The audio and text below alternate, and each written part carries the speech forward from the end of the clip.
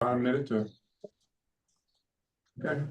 Okay, so I'd like to inform everyone that Sean Driscoll, the authority's communication director, is making an audio and video recording of today's meeting. Is there anyone else making an audio recording of today's meeting? If so, please identify yourself. If you're joining virtually, please press the raise your hand icon on the Zoom dashboard, or if you're joining by phone, by pressing *9 on your keypad. And when you're recognized, please state your name for the record. Thank you. Gentleman in the back there, Sean, right? I don't know if I'm totally on the camera at all, but I'm going to be. Your name, please? Devin Ankeny. Say again? Devin Ankeny. Okay.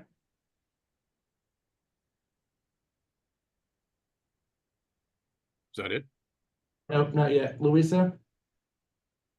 Hi, it's Louisa Huffstadter with the Vineyard Gazette recording. You. Unki? Anki Sonu from the MB Times. You. And Mr. Brown. yeah. Doug Brown, are you recording? Or do you have your hand up for something else? I just wanted to ask if there'll be an opportunity to comment on the two items that relate to Falmouth with the 530 boat and the 41 North.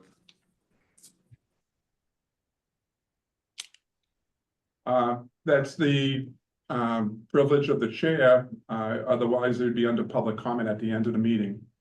So, After the vote.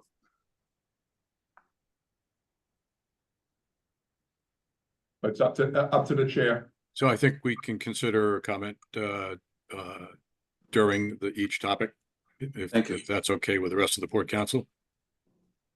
Is that Mr. Brown of the Board of Selectmen from Falmouth? Yes. Yes, that would be fine. Yes. Okay. Okay, well, so Sean, if you can just make sure we don't run past that without having done that, I would appreciate it. Yeah, Doug, when we're at that, please feel free to raise your hand again so I don't miss you, but I'll remind the chair. That's all Anyone for else? the recording. No, that's all for the recording. Okay, so regarding remote participation pursuant to Section 20 of Chapter 20 of the Acts of 2021 as amended, Port Council members are participating remotely in today's meeting because their physical attendances today would be unreasonably difficult. All Port Council members in attendance and all members participating in the meeting by the Zoom video conferencing app will be clearly audible to each other. As a result of members' remote participation in this meeting, any and all votes taken by the members today shall be by roll call vote. So let's call the meeting to order, and do I have a motion to accept the minutes from the July meeting? So moved. I'll Second. Let's do a roll call vote. Mr. Salito, Aye. Mr. Lowell, Aye. Mr. Carr, Aye. Mr. Cahill, Cahill, aye. is Mr. Wiki here? He's coming I over. just brought him over. Yeah, he'll be on in a second. In the meantime, Munir, aye.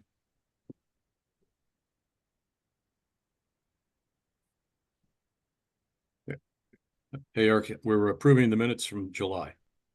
Yes, aye. Okay, thank you. So let's move to the management report.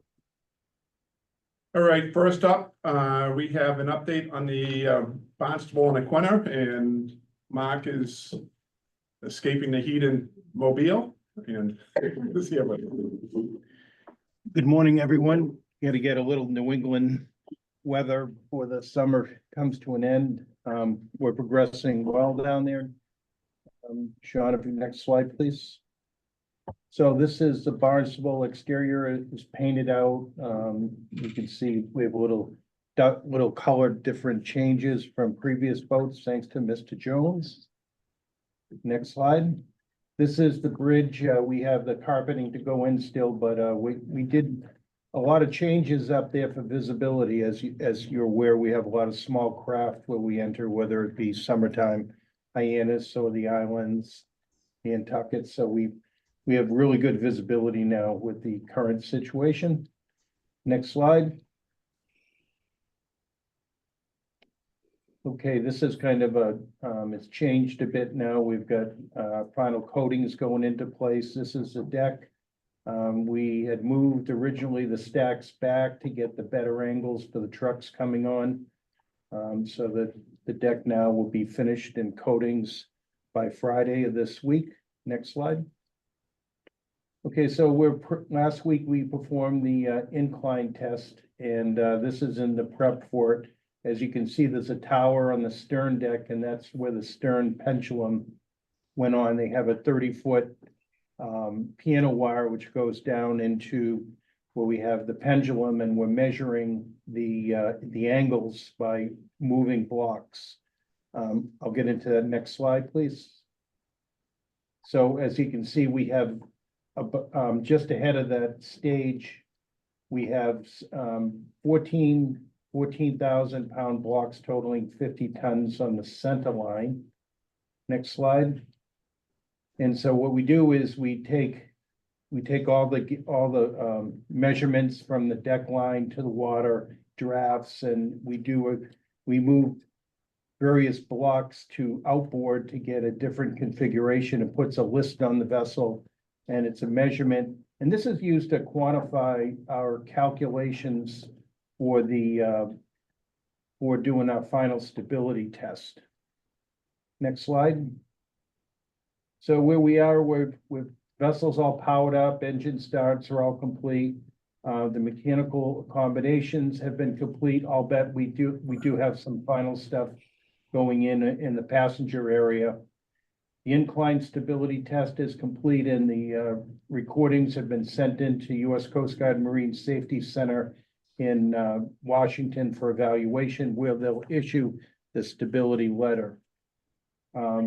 We're planning, we gotta wait for the results to get back before we can do our sea trials. We're not far away. Preparatory, where everything's running now.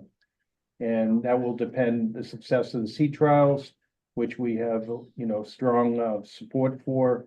And then vessel will be out of here sometime in the end of August, 3rd or 4th week of August. Any questions? Questions from the Port Council? Mark, Bob, if I can. Mark, I had a question from Mr. Dandridge, who emailed me this morning as to what is the plan for bringing the boat up to the vineyard or to Hyannis? Our plan is, once we get the results back from get our stability letter from the U.S. Coast Guard, then we can commence our sea trials. Excuse me. We can't commence our sea trials until we get that letter. And everything we've done all of our overhauls. We expect to have a good sea trials on here. And we have to get the measurements. We've taken out a 24-foot section of mid-body. We have to do all our new measurements for crash stops, turning radiuses are different. There's a lot of new data that we have to get, and also training for our people before we head north. So our plan is sometime, as I said, 3rd, 4th week in August to head north. Amen. Okay. So when will the boat officially maybe go online? Sometime September, October? We have a full month of training, and these boats are very, very different from the boats that we have in our fleet. They have 3 bow thrusters, independent rudders. There's a lot of new equipment on here, which has been reconfigured, and so there's a lot of training that's going to go on. We've got training in all the slips. It's just not the operational. It's docking the boats in all the different terminals that we have. So training is a big component of that, of when it's going online. All right. Thank you. Other questions from the Port Council? I have a couple. Thanks for that, Mark. The first picture, it looks like the vessel is high. I'm assuming it's to be ballasted down. Is that? She has the only thing we have in that is we have the fuel tanks filled. We have no ballast in the vessel at all. Our light ballast condition will be 9.6. I believe we were right about 7 foot flat when we did the incline test. So no, we haven't put any of the ballast in the vessel. On the photo of the bridge, can you walk around in front of the console to the windows, or is the console up against the windows? No, you have full access to walk around the console, and we put that in for maintenance purposes as well. And we also, what you may not have picked up, is we put a new overhead console in with all the critical, your gyro settings, we took all the captains in a year, probably a year and a half ago now, and laid out the bridge, and we got all their input, so we would have, good buy-in, because this is an important investment from the Steamship Authority for long-term. So all the captains and pilots put their input into it, and we built that bridge based on that. Great. Last question's on the incline. How did it compare to the calculations? It exactly where we want it to be. The VCG actually, which is the vertical center of gravity, dropped 7 inches, which is good. That's more stable platform. The displacement dropped 140 tons, which was right at our calculation. It was at 1470, and now it's 1330 displacement. The longitudinal vertical center of gravity went 10 feet forward. That was calculated. This came right as we were very happy with the VCG dropping, because we took out all those, if you remember previously, we took out all the mud tanks and all the equipment below deck, and so that everything kind of went exactly to plan. Excellent. Good outcome. All right. Thank you. Any other questions? I just a quick, a little statement, no big deal. I'm not asking any real questions. I just want to thank Mark for what we've done and everyone involved. This is, a huge change and a lot of pressure, a lot of unknowns that have been, come with a project like this. This isn't building a shed in your backyard, So I just, I'm not concerned with the timing anymore. I've given up on that. That's just, we're just happy to, if we can get the Sankaty back over here, that'd be great. So, so it's just so you guys know, we have the Gay Head instead of the Sankaty now. So, anyway, I think that will work itself out this fall, and you guys have a plan to try to plug in some sort of mock trips with fuel trucks, or figure out a way to kind of make it work where it's in real time. And I think that's a great plan, and hopefully that can work, and it gets to come to Nantucket without a big load of pressure and go back to Hyannis and without a load of pressure there, and figure out how to make that work in or around the schedule. So appreciate everything. And how far behind is the Aquinnah, Mark? I said I wouldn't ask a question, but maybe that's not a real question. We've been doing a lot of focusing on the Barnstable. The Aquinnah is probably at 5 weeks behind it at this point. Yeah. We do have the Monomoy is coming out of the stack tomorrow, and that's heading to Alabama Shipyard, and we're intending on docking that up on land on the Hard on the 15th of August. Okay. So before the snow flies, we'll have the Aquinnah up here. Yeah, but the advantage is, having identical ships as the training is identical. Yeah. So we won't have the training component to do. We'll have everyone trained to go on that vessel. Yeah. And it's just No, like I get that. that. I'm just thinking about schedules and change outs and where are we going to park everything, but that's all to be determined. So thank you very much. Just like that, it isn't a one person down there. We've got captains from Steamship, chiefs from Steamship. We have our team from Marine Safety Consultants. So it's a lot of people. It's a village. Yep. Thanks. Thank you to everybody. Yeah. Thank you very much. Thanks. Eric, you have a question? Yep. I think Mark's kind of leaving. Sorry about that, Mark. I just wanted to just quickly ask, in terms of class, who performed the stability tests, number one, but number two, did Class do Hull and Machinery and vet that and certify that already, or is that still pending? First of all, we do not have class on the vessel. The vessel was previously class ABS. So we have pretty good comparisons for the incline test. The tests were performed by Kurloff and Associates. They're a specialist in OSV conversions. So that's the architect and the agent of record for that. But all the numbers are being, Coast Guard was there and verified every dimension, every number. So it's really Marine Safety Center that in Washington that does the evaluation. So basically, the vessel is not classed as a passenger vessel. It's a cargo vessel, so it doesn't require a class, or? No, it's classed subchapter H, and that's a passenger vessel. The Coast Guard does all the class, what previously would be a class review. It's done by U.S. Coast Guard. So they're doing the statutory certification. That's correct. They'll be issuing all the certificates.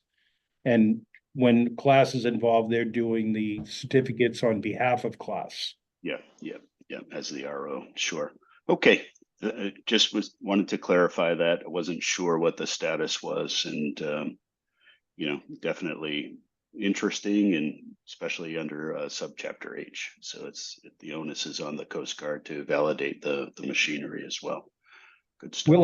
We'll actually have two levels. We'll have subchapter I, which is we can operate just in freight mode, or subchapter H, passenger, depending on what the vessel is configured to do that day.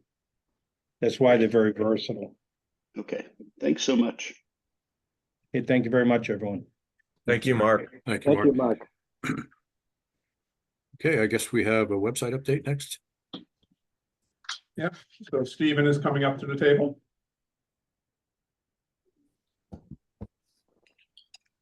Morning, Stephen. Good morning, everybody. How are you? Very good. So I thought I'd, instead of jumping into my traditional project, if you don't mind, go back a slide. Instead of jumping into my traditional presentation, I thought I'd mix it up a little bit today. I certainly wanted to talk to you about confidence in this project.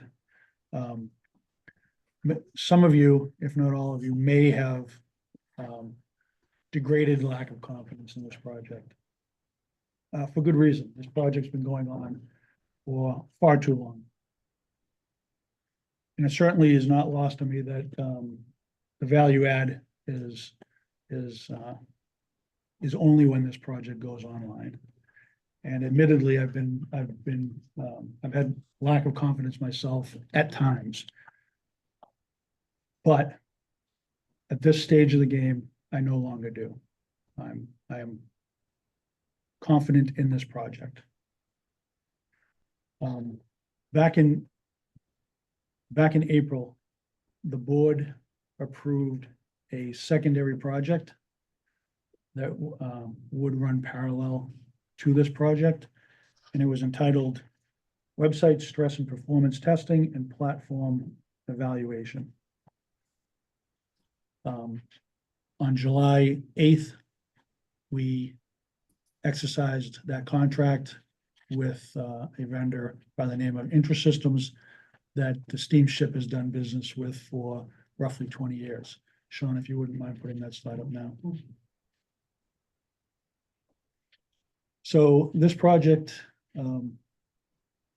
with the governance, with the program governance project that is in place today, alongside, if not bolted on to this project,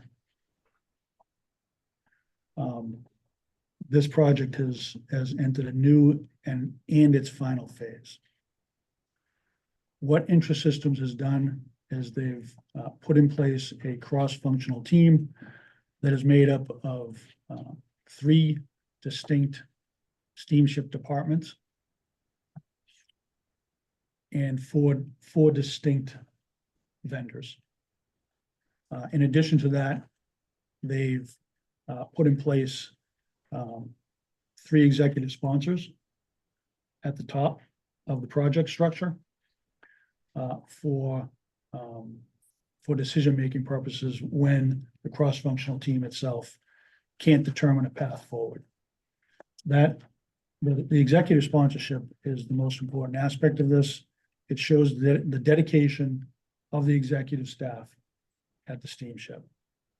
What IntraSystems does in bringing this project, bolting this project on, they bring in expertise in project management, cloud security, API development,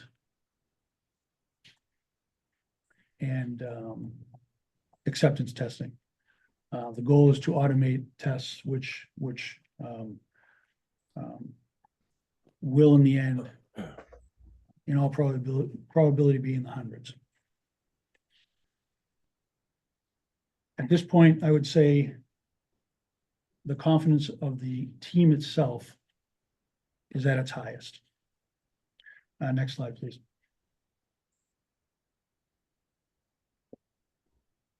So as you can see, we are here today, August 6th, if you wouldn't mind, next slide.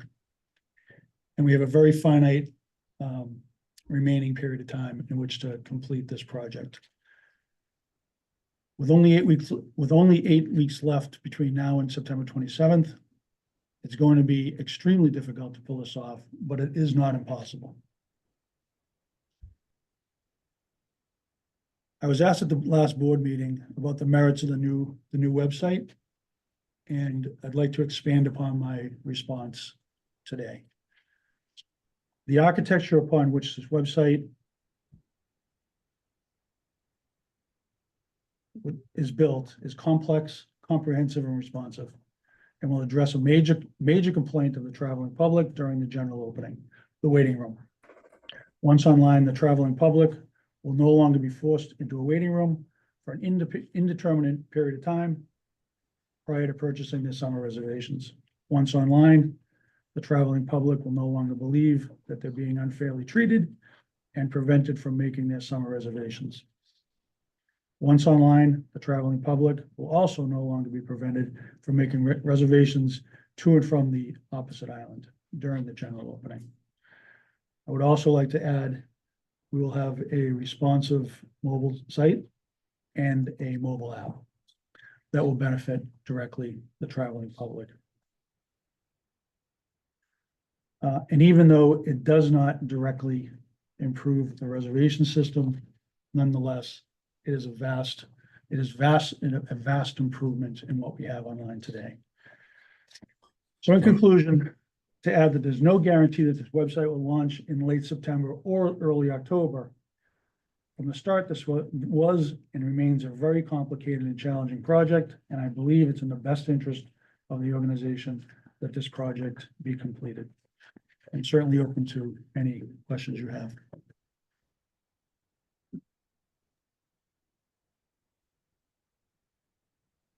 Wow.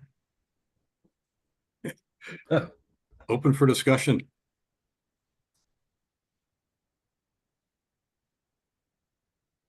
Gordon. Rob, a couple questions, Yes. just to get us started. So IntraSystems that you've brought on to do the project management and all that kind of thing, how long is that engagement? 3 months. 3 months. And then we kick ourselves out of the nest and manage it ourselves. Is that right? I wouldn't put it that way. Well, no, I mean, I know I'm being a little flip, but you know what I mean. Like that is the internal training process with IntraSystems to manage the system. Is that really what they're for from a project management perspective? There is inherent learning associated with what they're bringing in, but they are actually putting the final touches on a project that is stalled. They are taking the hundreds of tests that we have been doing manually and attempting to automate them to lessen the degree in which we must spend time over, repetitively exercising the test plans. They are shoring up security in the cloud because it is certainly in the best interest of the organization to bring in a third party from an auditing perspective. We believe we're secure, but there's certainly no reason to not let a third party who has expertise in that field validate that. So they're only here for a short 3 months, but we do believe they can coordinate resources well enough to pull this off. Do I anticipate additional work after the fact? I absolutely do. And I mean, even if this slides a bit, right, into October or even mid-October, just to make sure, like, I don't know, I can't recall what sort of public communication we've made on when it will be available, but that seems like pretty modest slip for, you know, given how much work has gone into this, right? So I'm personally not all that troubled if it doesn't hit the 27th, but you know, given how much work you guys are doing sprinting to the finish. So thanks, Rob. Thanks, Gordon. Other questions or comments? John? Yeah, thank you. Stephen, I first want to say thank you for taking this on. You inherited a mess, and you've made some rational moves going forward and how to get our arms around it. And I do trust that you're going to make the right decisions at the right time and when you want to launch it. But so I first want to start off by just saying thank you. My question really is for Bob. Bob, how much have we spent on this website so far? I don't have the number in front of me, but it's approximately $2.8 million. Yeah. And it started 22?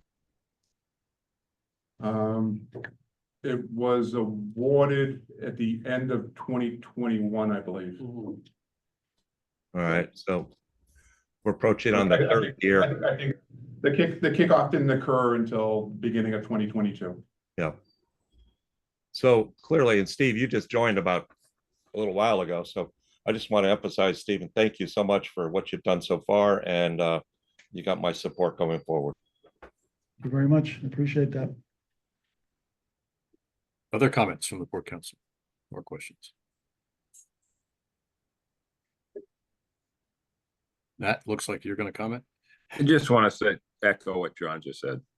You know, admitting facts and truths and reality is important. So thank you, Steve.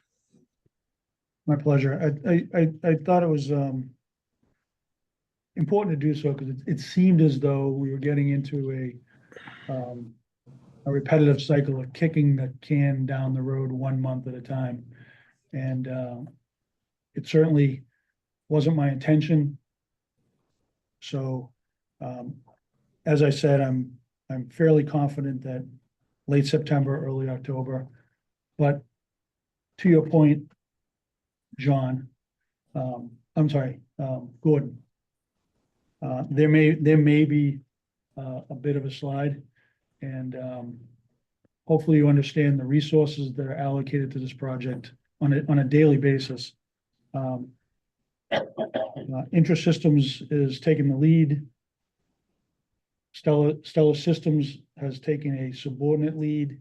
And what I mean by that is all of their PM is answering to the IntraSystems PM. We're coordinating work, we're coordinating tasks. We're all in the same room together on a daily basis. And that goes down to individuals at the steamship, IMARC, who's the current website vendor for business rules verification across platforms. Dave Cox, who owns the reservation system.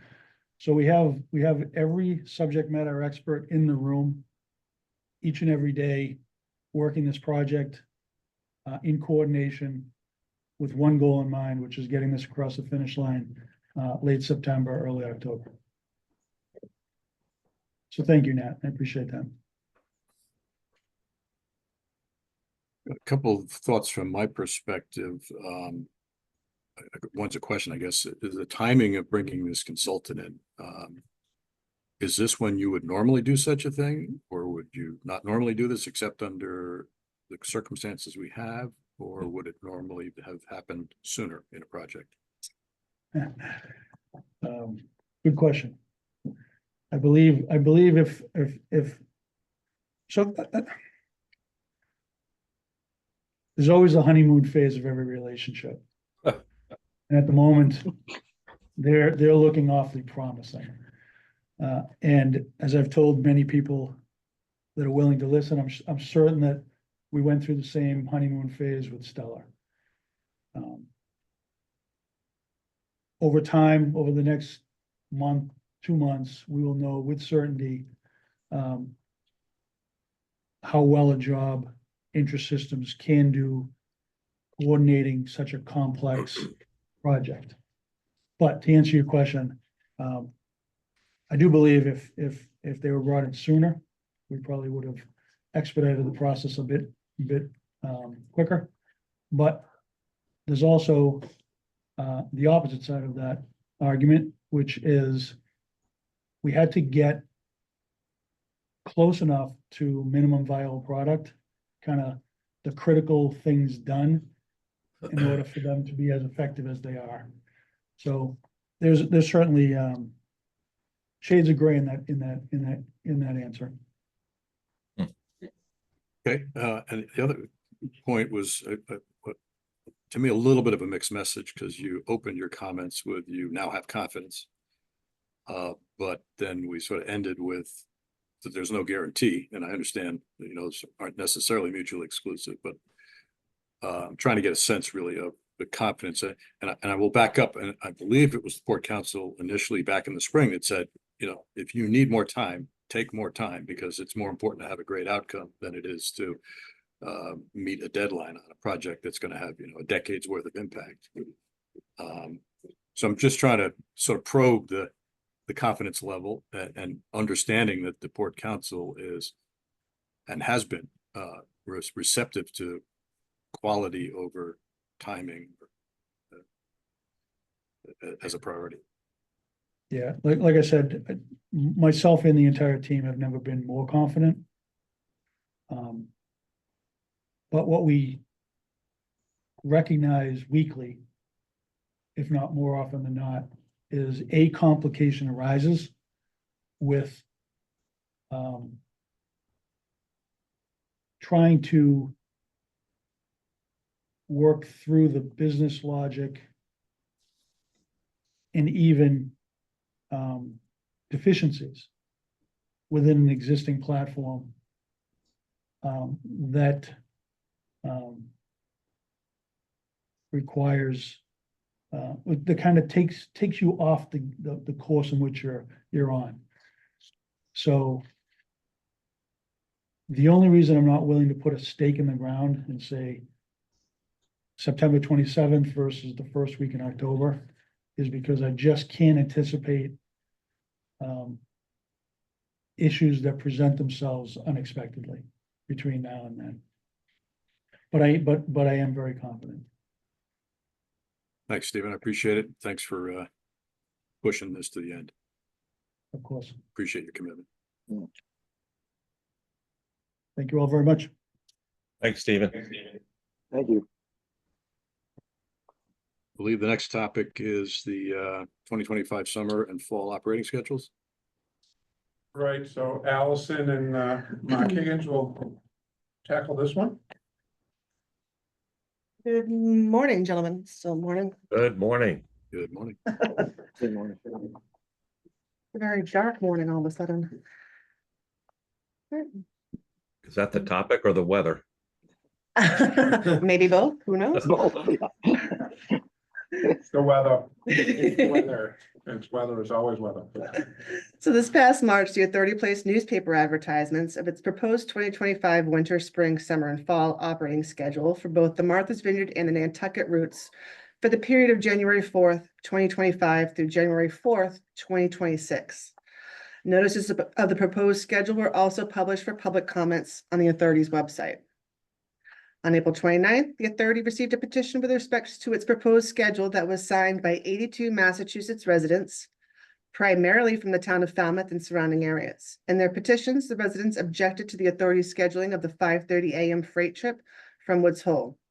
The petition also objected to large trucks traveling to the 5:30 a.m. ferry because of multiple negative public health impacts on the Falmouth residents beginning at 5 a.m. and earlier.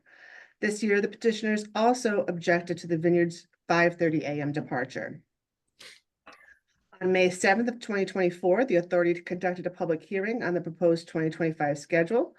With regards to the authority's Nantucket route, the comments received at or following the hearing regarding the proposed 2025 winter and spring operating schedule were for an increase of trips or allocations. Instead, most comments received at the hearing in writing before and after the hearing have been directed towards the Martha's Vineyard freight route and that travel to and from the authority's Woods Hole terminal. We're going to start with the late spring schedule. It's proposed 25 operating schedule from May 13th to June 17th would start 2 days earlier and end 1 day later than in 2024 for both the Martha's Vineyard and the Nantucket routes. The Martha's Vineyard route would see no changes to the trip times, quantity of trips, vessel crewing, or the assigned vessels during the May 13th to June 17th schedule. The Nantucket route for 2025 would see no changes to trip times, quantity of trips, vessel crewing during the May 13th to June 17th schedule. The MV Eagle will be triple crewed and operate 3 round trips per day from May 13th to June 17th, and the Barnstable would be triple crewed and operate 3 round trips Monday through Friday and 2 round trips with an optional 3rd trip on Saturday and Sunday. For the summer schedule, it is proposed to start on June 18th to September 9th. It would start 1 day later and then 4 days later as of 2024 for both the Martha's Vineyard and Nantucket routes. The Martha's Vineyard route would see no change to the number of trips for the June 18th or September 9th schedule. Because of our current staff shortage of licensed deck officers, we are advising to go forward with a 4-boat schedule for the Vineyard route. The Nantucket route would also see no changes to trip times, quantity of trips, vessel crewing, or assigned vessels during the June 18th to September 9th schedule. For late summer, the proposed schedule will be from September 10th to October 21st, would start 4 days later and end 1 day later than in 2024 for both the Martha's Vineyard and the Nantucket routes. The Martha's Vineyard and Nantucket routes would see no change to the trip quantities or availability of vessels and crewing during that schedule. The proposed 2025 operating schedule for the fall of October 22nd to January 4th, 2026 would be like the 2024 operating schedule for both the Martha's Vineyard and Nantucket, except that they would start 1 day later and end on the same day. Both the Martha's Vineyard and Nantucket routes would see no changes to the trip times, quantity, or available trips of the vessel crewing during the schedule. And for the INO, the proposed high-speed ferry schedule would start 1 day later and end the same day as in 2024.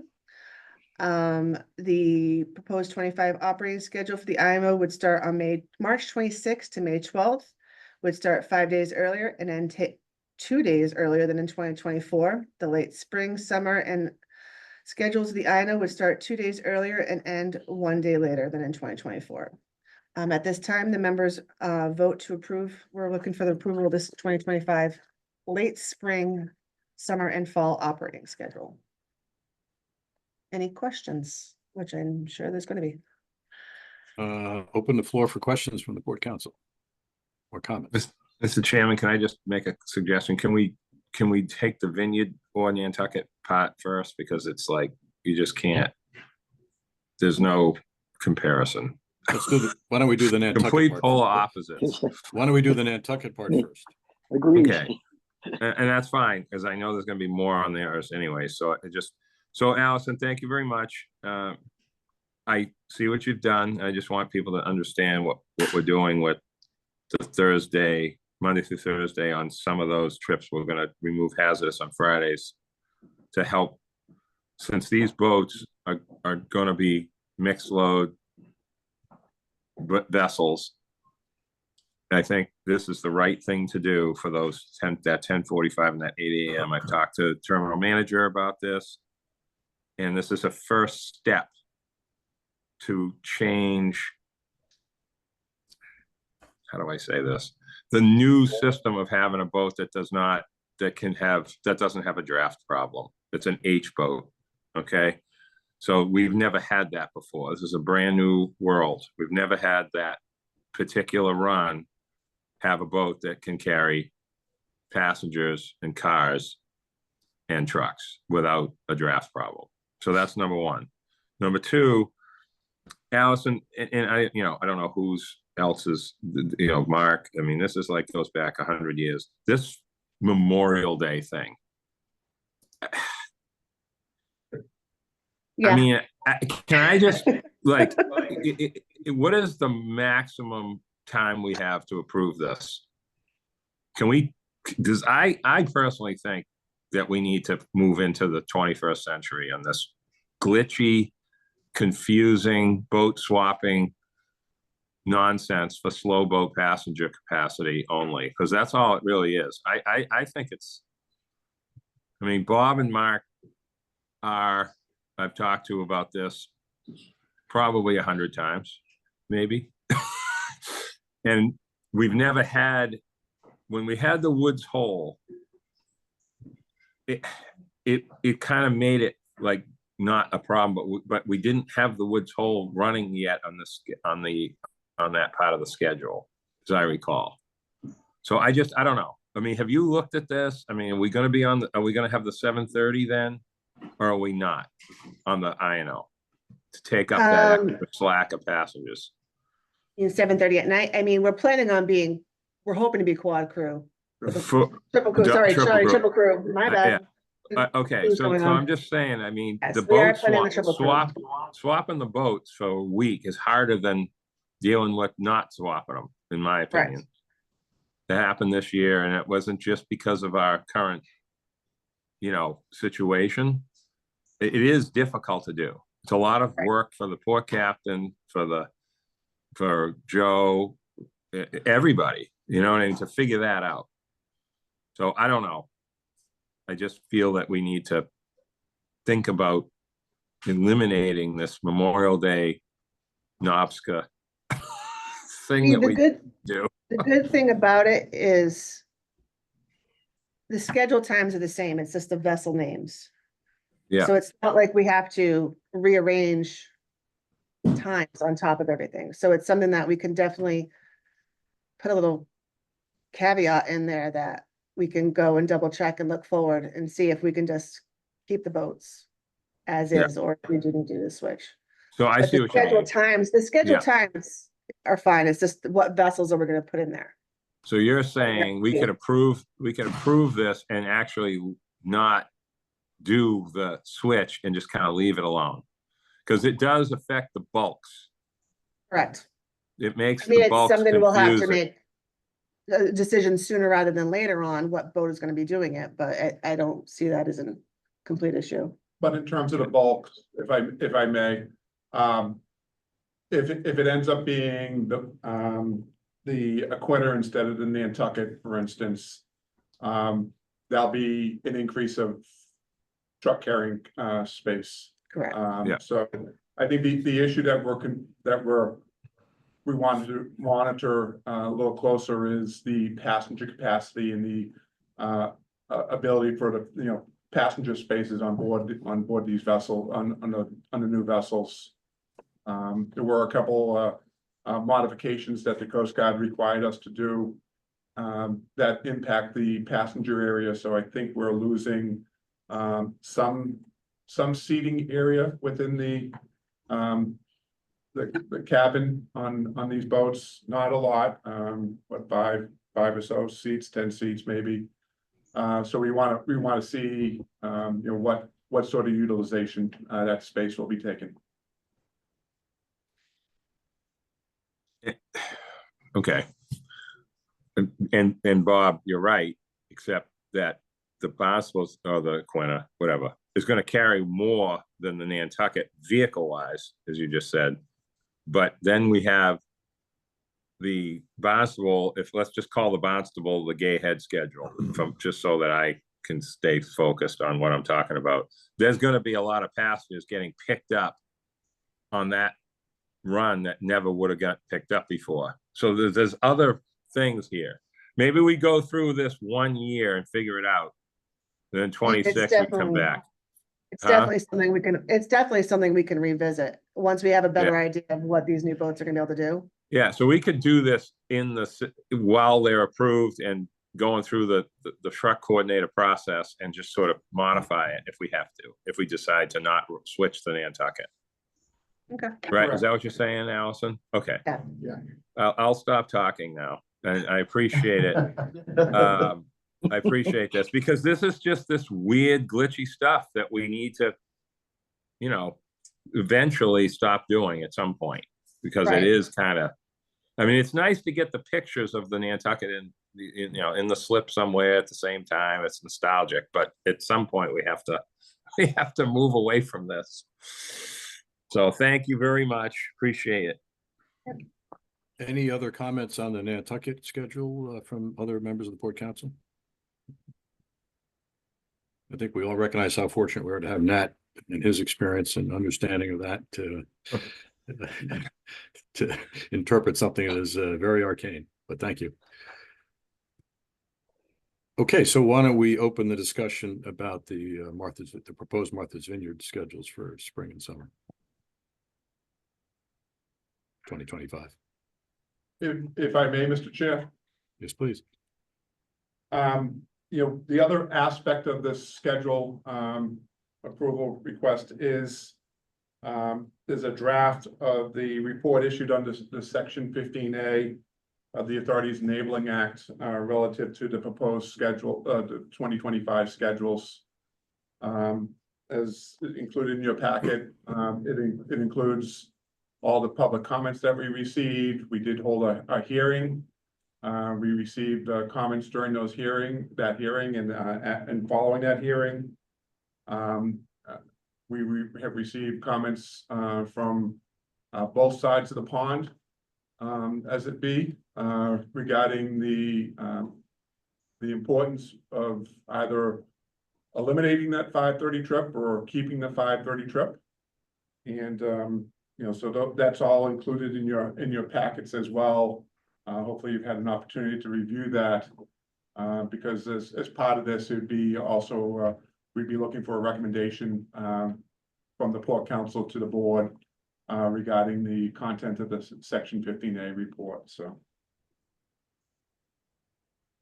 Okay, thank you. Floor is open.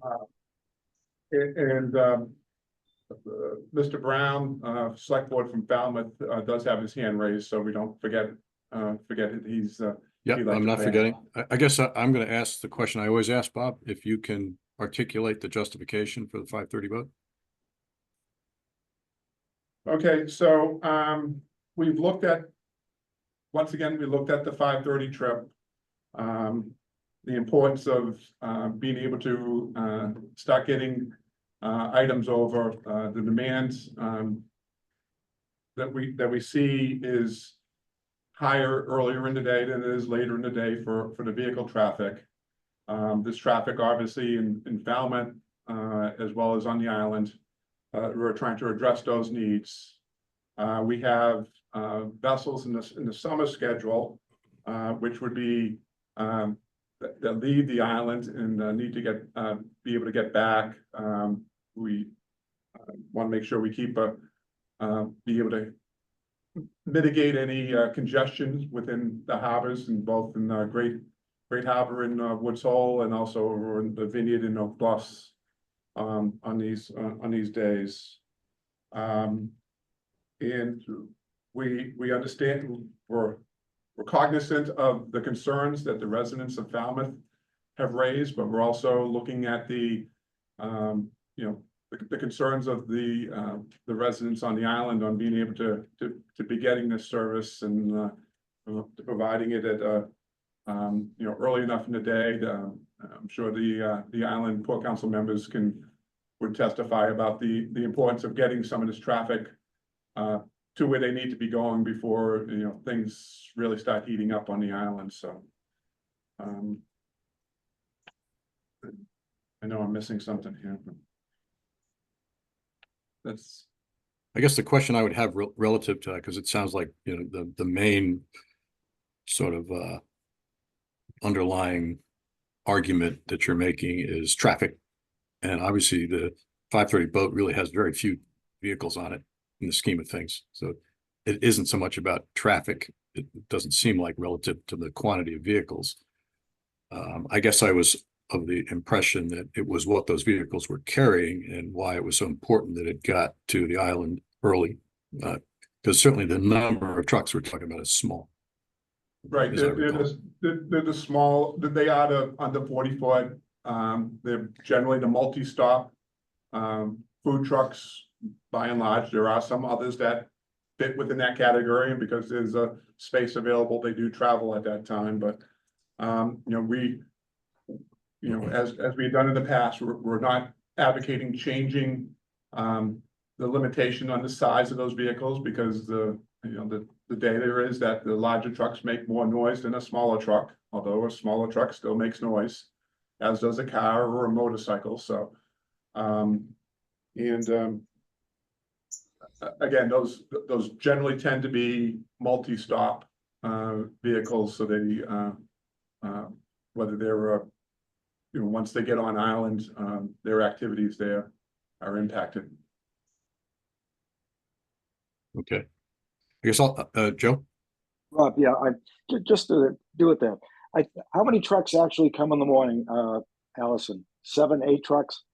Well, when it was the governor, it was probably about 10, 12 trucks. Now that it's the Woods Hole, it has increased. But we're also getting a lot more cars now as well onto that 5:30 a.m. vessel because of it is a larger boat. Okay. One of the things I think that people have to realize in Falmouth is that they're just passing through Falmouth. They're not making those stops. When they get to the vineyard, they're making those stops. When I want to go to the post office now, I have to go like at 7:30 in the morning because there are no parking spaces. The only places that have parking for loading and unloading are the 2 Stop and Shops, Kroning's Market, and Reliable Market. Other than that, all of these trucks have to park on the main streets downtown. And you go after 7:30 in the morning, I can vouch for that. This morning in Oak Bluffs, there were no parking spaces anywhere around the post office. And I think that's our biggest problem. I understand that there's a noise factor. I understand that some people complain about the speeding or the noise that they're making, but I think the Falmouth Police Department could help in that by maybe patrolling the street. If there's a lot of noise going on, or these trucks are making more noise than they should, or if they're driving faster than they should, those are things that the police department could take care of. I know in Oak Bluffs and I know in Vineyard Haven, we have people from the town, as soon as the boats come in, directing traffic and solving some of those problems. But even the people on the vineyard have the same problem in the morning with these trucks passing through their streets. I lived on New York Avenue for 20 some odd years. As I say, back in the 60s and 70s, you could fall asleep on there and you'd take an hour to get run over.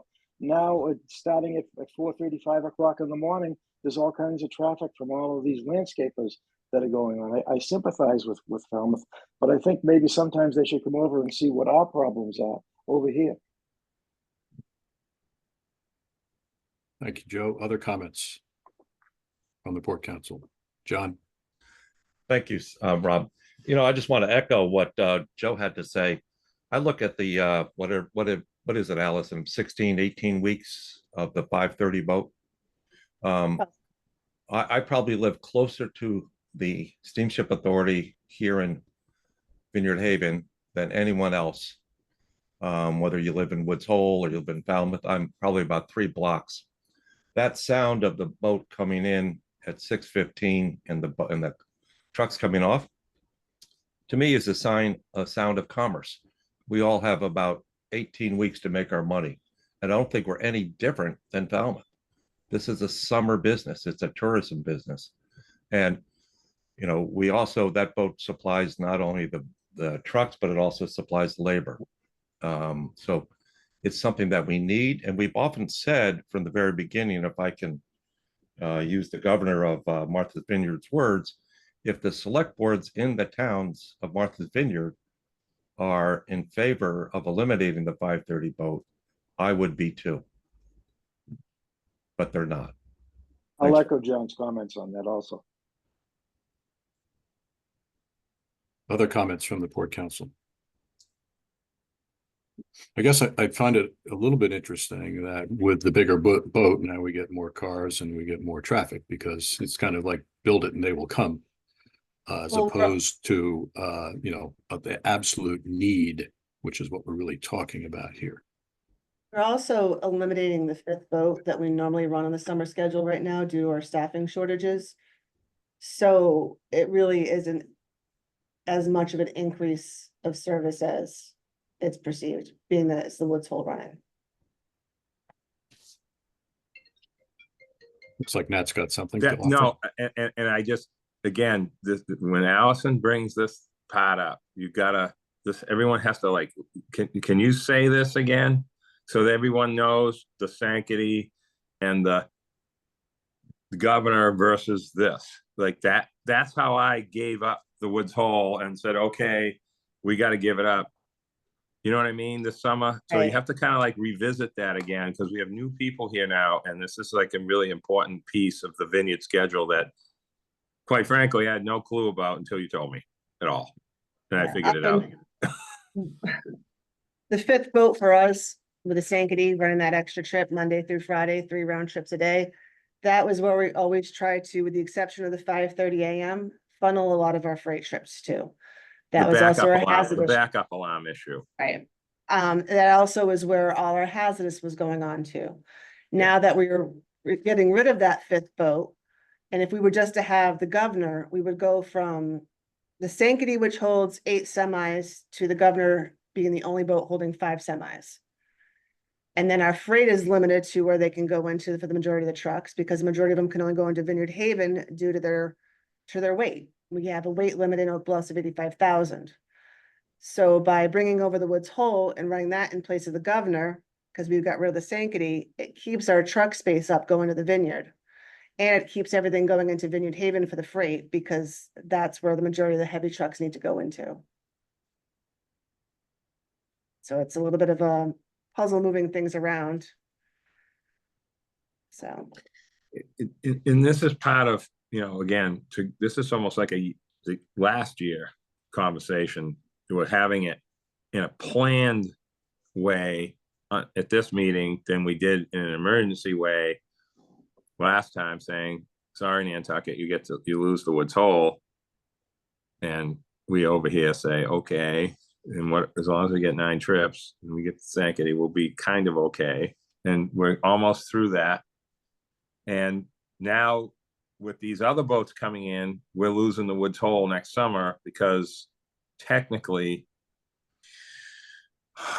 boy, do I hate to say this, it's going to work without the Woods Hole, even though it's a sellable replacement because they carry passengers, and the vineyard situation with that morning, situation with the governor not being able to carry more than 5 semis. I mean, that's a puzzle, okay, that has to get worked out. And when that third freight boat gets built, the next one, we got the name, Monomoy, that's going to be another wrinkle that's going to change this conversation next year. Am I correct in saying that, Allison? I would think so. Because currently, what's the vessel mix going to be next summer over there? We're going to have both the new boats. You're going to have the Woods Hole, the Katama and the Gayhead are going to be gone. So what are we going to do? The Sankaty is going to be doing something over there, or no? Back up. No, so it's only going to be 4 boats on the vineyard route. It'll be the Nantucket, the Martha's Vineyard, the Island Home, and the Woods Hole. The 2 new freight boats will be on the Hyannis and Nantucket end. We won't have, the Monomoy Right. won't be here, For won't be here for beginning part of the summer Yeah. schedule. Right. So essentially, we're in the same conversation we were this, whatever it was, March, April. But ahead of schedule. Except that we're planning it this way, not in an emergency. correct. Okay, I just want you guys to be clear, Rob, and guess this is, I get this. Like, it just took me a few minutes to figure this out when we made that decision earlier in the year, and now I get it. How come this has to work this way, for now at least. So Anyway, we get vending machines, maybe, and you get the Woods Hole. Thank you. Thanks for your comment there, Nat. I I have to guess say it. maybe I would just cherry pick something that Nat mentioned. You were talking about Memorial Day and the Nantucket Ride. You said we got to get into the 21st century. And I guess I'm going to kind of use that as an argument as to why we need to be thinking about how we're going to operate, going forward into the future. And the 530 boat is sort of an example of that. The 41 North, which is our next topic, is an example of that. The failed RFP for freight out of New Bedford is an example of that. These are things that we have to be contemplating because, while Joe and John, I sympathize with all the points you've made. Woods Hole is bursting at the seams for 6 or 8 months a year. And I mean bursting at the seams. So, we have to think about how do we do this looking forward into the future? And the time is now to be thinking about that. And I also think back to when the 530 boat was initiated. I believe it was sort of like same comment that Nat made about let's see how things are after we've experienced it for a year. Well, it's now 10 years later or whatever the number is, I've forgotten. And, it's just continued to accelerate or to build difficulties with our community. And there's no perfect answer here. I realize that if we make one decision, then it affects, negatively, potentially the alternative to that. But we have to balance those things. And I think we've gotten out of balance. Anyhow, those are my comments. And unless there's anything further, maybe we ask the public to join into this discussion for a minute.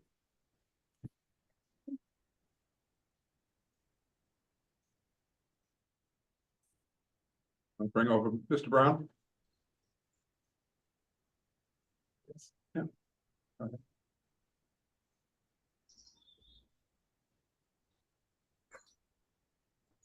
Good morning. So I'd just like to comment a little bit that, a few years ago, the select board in Falmouth did send a letter to the Steamship Authority requesting the cancellation of the 530 boat. We had a lot of folks writing letters to us and we passed that along to you. We also noticed in that letter, we made a mention that there seemed to be an opportunity to shift around the schedule to some late morning hours for some of the freight. Maybe you could be selective with some of your freight. The reason that I think the biggest outcry is coming is not just the sheer volume, but it was the way it was rolled out. There was no public discussion. There was no consideration of letting people know that there's going to be this impact. I'll give you an analogy. We put up some wind turbines in Falmouth, and we weren't really honest with the people about the size of the turbines and the likeliness of their disruption, and they became aggravated right away. And once a person becomes aggravated, it's really impossible to unaggravate them unless you do something to mitigate it. So now you've got these 3 new boats that have a larger capacity. It seems like even more of an opportunity to shift that schedule around. I know it's inconvenient for you to consider that, but I think it's something that you should consider. There's really an opportunity like never before to shift these schedules around, and I wish you would be considering it. So those are my comments, and I don't want to take too much of your time, but I just hope you'll take them to heart. Thank you. Thank you, Doug. Any further comment? Well, I think we're at the, you're looking for a vote to support the 2025 schedule as proposed. Is that what I understand? Yeah, so it probably should be two votes. One to recommend acceptance of the section 15A report. And then another vote to recommend approval of the schedule as presented. So let's back up. I'm a little confused about that. Normally we are voting on the schedule. So you've just added this other item. I realize it's in the packet. I took a breeze through it, but maybe for the benefit of the Port Council, you could summarize what it is we would be voting on there and why. So the packet on the 15A report includes, the exhibits include the petition that was received, the transcript from the hearing that we held, all the public comments that we received, and what was it, 69, something like that.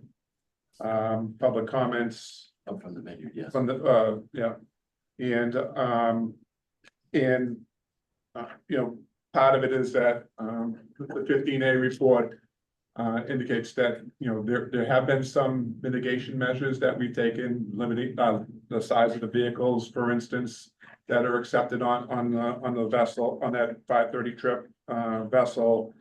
That, you know, there is some, you know, we'd, you know, gladly work with the state police and Falmouth police regarding, you know, any traffic enforcements that would be done. But, you know, and part of that is that we've included the embarkation fees report, which are the intent of that is to mitigate the impacts of our operations on the host communities. That's included. So Bob, why isn't that just background information for the purposes of all the work that you've done to justify the proposed schedule? What are we voting to approve there or to accept? I guess I'm a little confused as to why that's a vote.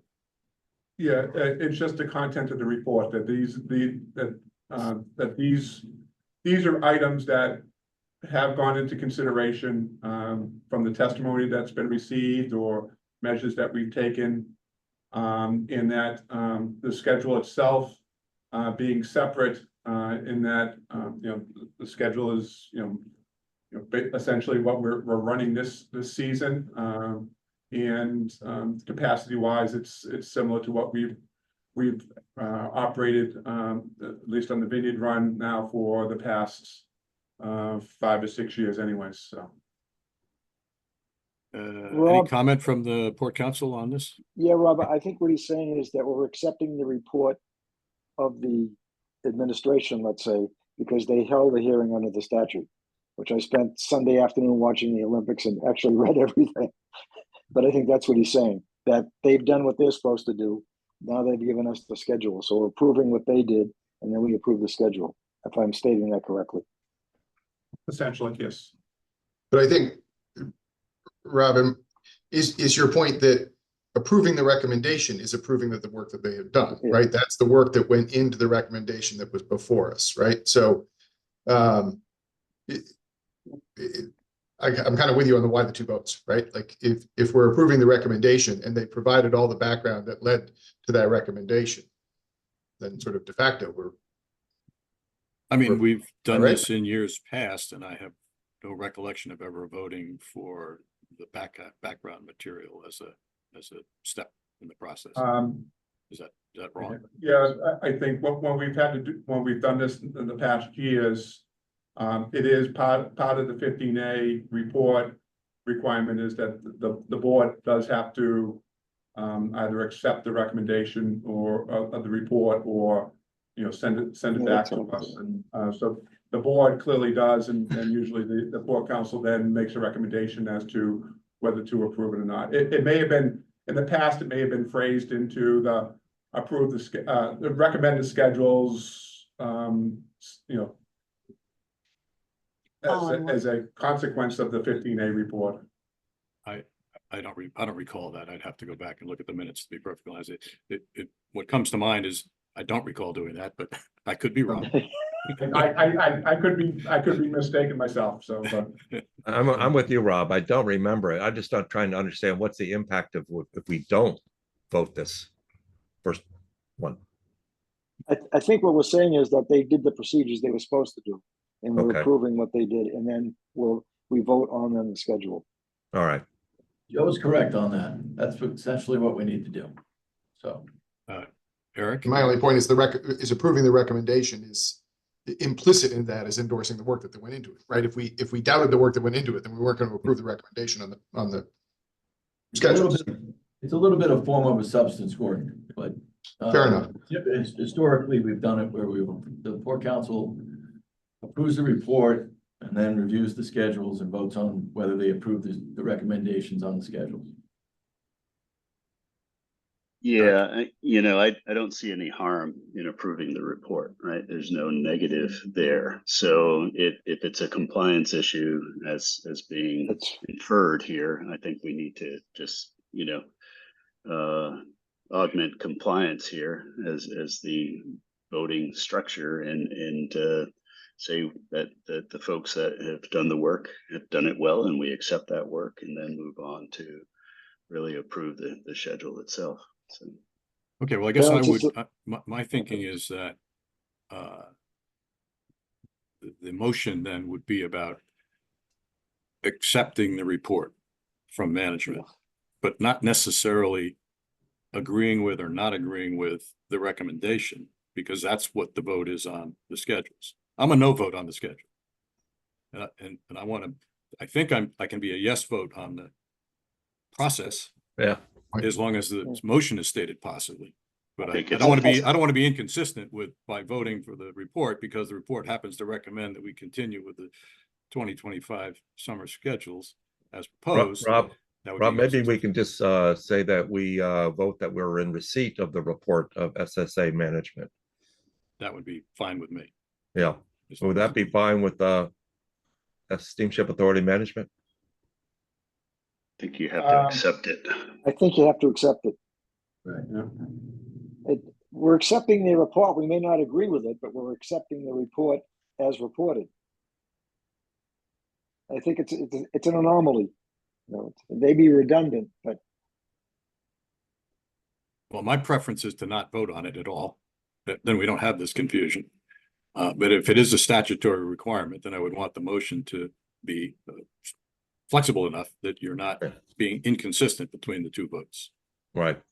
So I guess Accepting and approving are two very different things, right? So accepting the report is okay. It allows statutory compliance. You don't have to approve the report. That's saying you agree with it. Approving and accepting are two variables. Okay. I suggest you accept that work so that the management is seen as doing their job. And then we have the discussion on approving the schedule, I think is a very different subject. So I think that's. So a motion, Eric, do you want to make that motion? I'd like to make that motion, yes. Do I hear a second?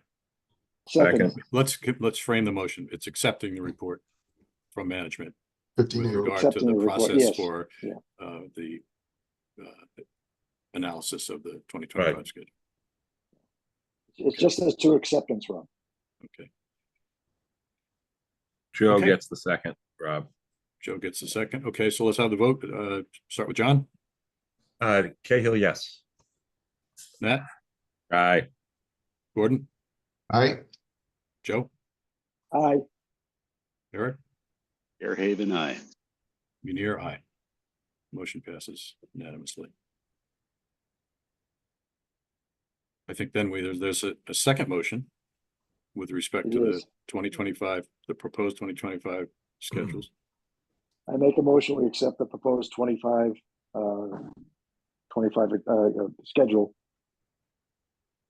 Is there a second? Second. If I could. Then when there's If I could discussion. Intervene for, yes, sorry. There's real serious concerns here. The schedule, I think is something we really have to facilitate, because of the needs of the vineyard. You also have great concerns of Woods Hole. And I think one of the things I would suggest doing is revisiting the New Bedford option, putting that back on the table to really further discuss internally. And there's plenty of options in New Bedford to really kind of ease some of the congestions. We've looked at this 40 years ago. So I think one of the things that, in really talking with Bob is, he was pretty surprised nobody kind of looked at the RFP and submitted an option. But I think there are opportunities there that can be discussed internally. But I would suggest, moving the schedule forward with the caveat of looking at New Bedford as an option in the future to alleviate congestion in Woods Hole, because I think that's a really good option.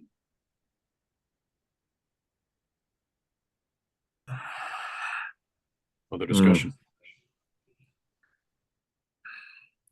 I think Nat is winding up here. I'm gonna give him an opportunity to speak.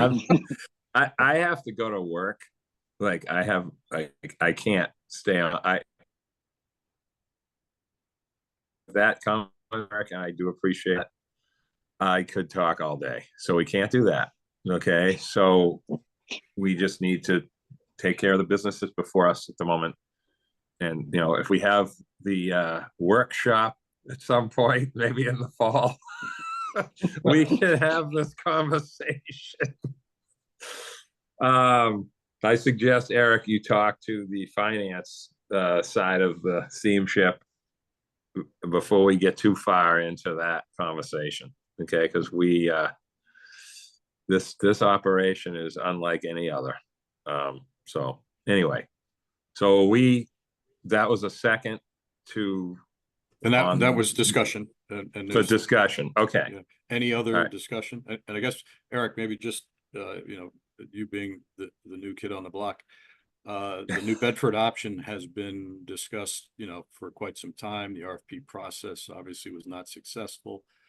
I think there's plenty of opportunities to do the types of things you talked about, but this has been years of discussion, and I would be reluctant to, although I'm a no vote, so it's not going to make any difference to me, but I'd be reluctant to have a caveat associated with that and have it be genuine, because this is something that has languished.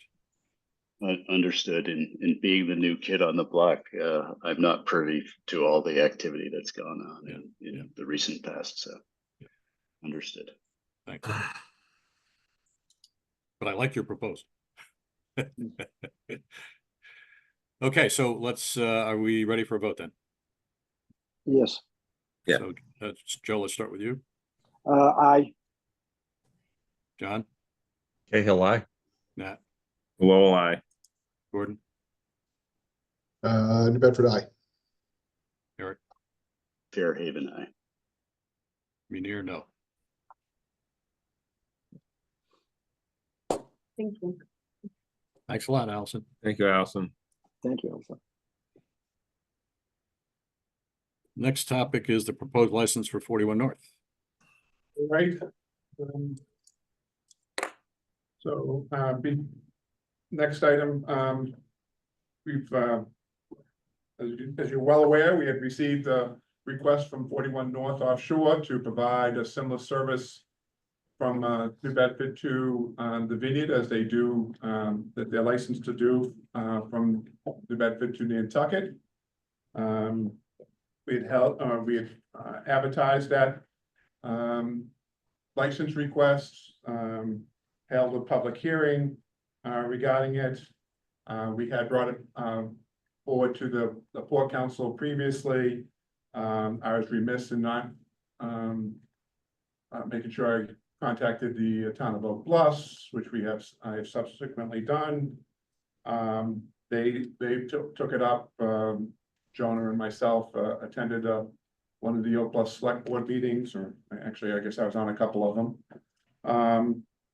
They had some concerns regarding, they provided a letter at the board meeting this past month regarding some of their concerns. They were primarily regarding the activities on the proposed afternoon window that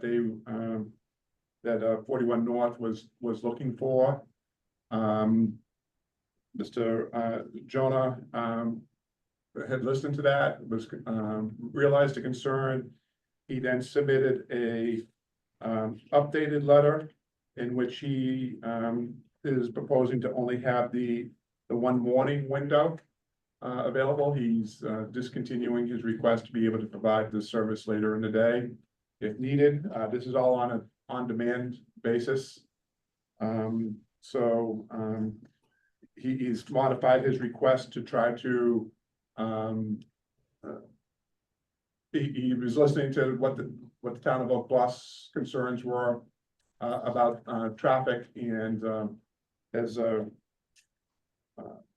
again modified his request to only have that, one time a day. There'd be a notice provision that he'd have to verify with us on, you know, when he would, be needing to provide the service. If it's something that's going to Oak Bluffs, we'd be notifying, we'd notify town, of this service coming in. Or, if the weather conditions are such, this window also accommodates if it has to, go into Vineyard Haven, we notify the town of Tisbury as well, so. So the staff's recommendation is that to, approve the license request from 41 North LLC, to be able to provide on-demand, service, with, one docking, permitted, on a per day basis, but there'd have to be a notice provision. Now whether the Port Council wants to, you know, recommend this on a, when they initially did the Nantucket one, it was on a original basis, just to see how it worked. And I don't think staff is opposed to, you know, doing it on the provision, you know, on a provisional basis for, you know, till the end of 2025, for instance, just to make sure, you know, I'm sure if there's any issues, we'd be able to work with 41 North to address those issues without having to wait to the end of the term, but you know, that's something that if the Port Council so chooses, we could, I think staff is, you know, can make that recommendation as well to the board, so. Okay, Bob, thank you. Open for discussion with the Port Council. I suppose it's Joe? It's me again. As you know, the Board of Selectmen did write a letter, and they had some concerns that they had. I think the first one was about 48 hours notice in advance. I would think that that's a little too long. I was going to say we would like 48, but no less than 24 hours notice, if that could be incorporated. Secondly of all, how long is the lease going to be, Bob? Is it for 1 year? Their current lease, Joe, this is Terry, sorry, their current lease runs through December 2026. License, excuse me, I'm sorry, license. The license, okay. The other things they were is that all the staging would be done on the Steamship Authority property. Yep. And at that time of the day, and the window that they're looking at, that would be accommodated on that property.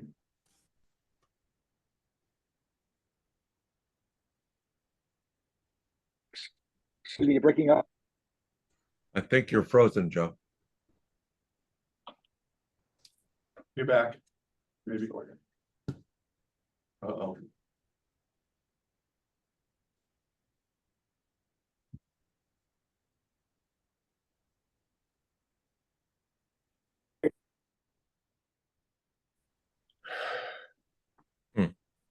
Joe, we're not hearing you. You are frozen. So in the interest of, oh, are you back, Joe? Excuse me, There he I'm is. back. Yeah, I'm sorry, I lost you. Yeah, I lost you, yeah. Okay. I think I was there that all the staging would be done on Steamship Authority property. Correct. Yeah. In the beginning, I've had no problem with this, and we'd like to help out Falmouth as much as we possible. But I think if we can meet some of those things that the selectmen are asking for, that I would have no problem in voting for this. Okay, Joe, thank you very much. John? Thanks, Rob.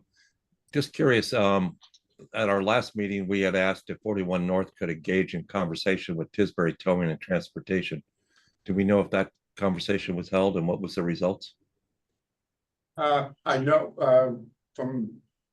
I'm aware that there was a conversation with Tisbury Towing and 41 North. I'm not sure what progress was made or whether it was to be continued on those discussions. You know, in the past, I know that you know, I think both parties that were at least willing to talk, and so I think I don't see. I believe Jonah is out of the country. I don't. Is it Jack Bolger? Is that the? I think it's It's Chase. Chase is there. He's got his hand raised. He might be able to comment on that. Yeah, From 41 North? Yeah. Yes. Okay, I'll bring him over. We invite him to speak. Yeah, I'm bringing him over now. Thank you.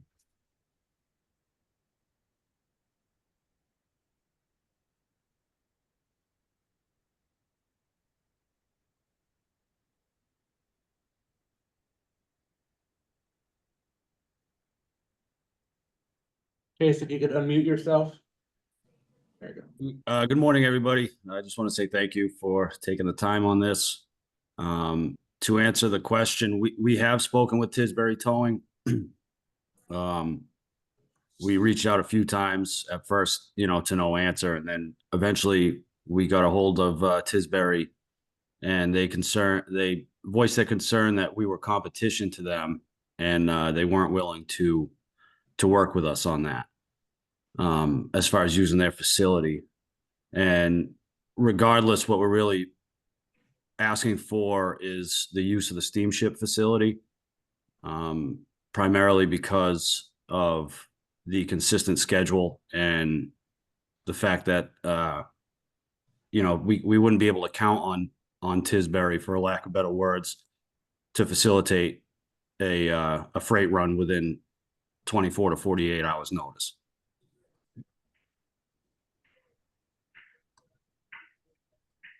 Thanks, Chase. Anything else you want to add? Yeah, just want to start off with a couple things, if you don't mind, Rob. Sure, First go is I want to address something that keeps coming up, and I see it in the press. And I want to address to my friends in Woods Hole. Personally, I am in favor of expanding operations into New Bedford. I'm also in favor of expanding operations through some sort of capital expenditure at the state level to allow some of these things to occur. What I'm really opposed to is the way in which this was handled, because it really does impact Tisbury's harbor. I've said from the beginning, it'd be better because on the left side of the harbor, we have the commercial side. On the right side, we have the steamship and our pleasure craft. So I just want to be clear with our friends in Woods Hole that I would hope that they would be more honest in their portrayal in the press. And then the other thing I want to make sure is that if we do approve this today, is that we understand exactly how many trips, what are the timeframes for Woods Hole, for New Bedford to come into Tisbury, and also what happens when there's inclement weather. What do we do when it's bad weather? So I think I'm willing to understand and read the political winds. I just want to make sure that we have the right conditions in place.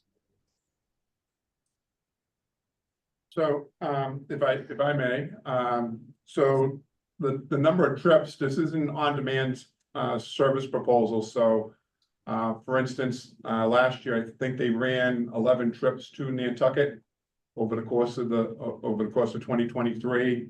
I don't have that number thus far for 2024, but I don't believe Chase may know that, but I don't have that number in front of me. Yeah. Oh, sorry. I'm sorry, Bob. So I don't know the exact number, but I know it's around 2 to 3 trips this year, much less than last year. On the Nantucket side, we did shortly after the meeting that we had in May, we got a call from the steamship, and I worked with Allison directly. We did a trip, and we within 24 hours to assist one of the boats going down. So that's kind of one of the benefits of having this operation available. Actually, I believe one of the trips was that the Nantucket has 2 power cables, and one of them was not operating, and they needed to bring over 10 or 11 generators, and we were able to work with 41 North to move some of our scheduled shippers over to the barge in order to free up the space to bring over those generators for the island. So they were good partners there. So and I think the generally the experience, and Chase can correct me, but I think what Joan has represented in the past has been that the demand that he's gotten in the past has been that it's a large, it's a group. They're going over to set up for a wedding or things like that, where they want to get all their vehicles over at the same time, or a landscape company that need, or whatever. So I think You know, it's generally, you know, very, very limited. The number of trips that we have out of Woods Hole as compared to out of Hyannis is vastly different, so, you know, I'll leave it up to 41 North as to, you know, the viability of, you know, how often they'll be doing that trip. Well, maybe without putting anybody on the spot, but Chase could, you know, what's the best case scenario or the worst case, depending on your perspective, in terms of the number of chips that you might see in a year? Best case for a service like this, we're looking at 1 to 2 a month. And it's just like Bob said, it's usually, say, a construction site, a construction job going on with multiple contractors. They'll kind of all get together and you know, we'll bring them over. Same thing with the wedding, different contractors for a wedding or an event.